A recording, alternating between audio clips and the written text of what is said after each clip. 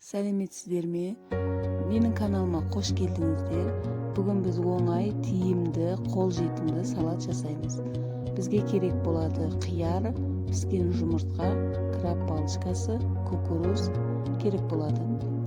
Оларды бәрін видеода көрсеткен сияқты ұзыншалап турап шығамыз.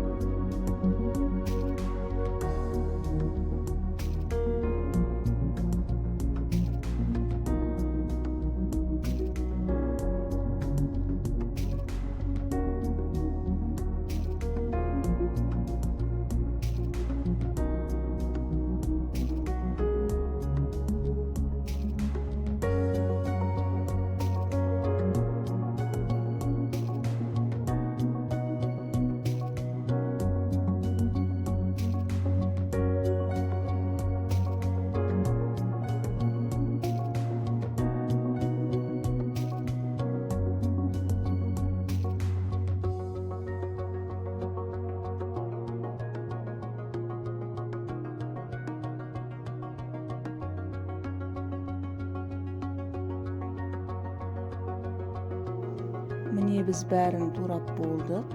Енді біз 2 дана сарымсақ, тұз, майонез қосып бәрін араластырамыз.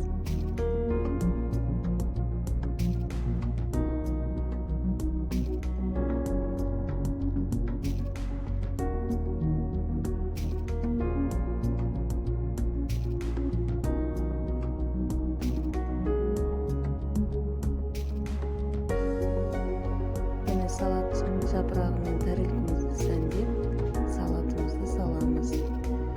Сосын дастарханға тартамыз, ас болсын.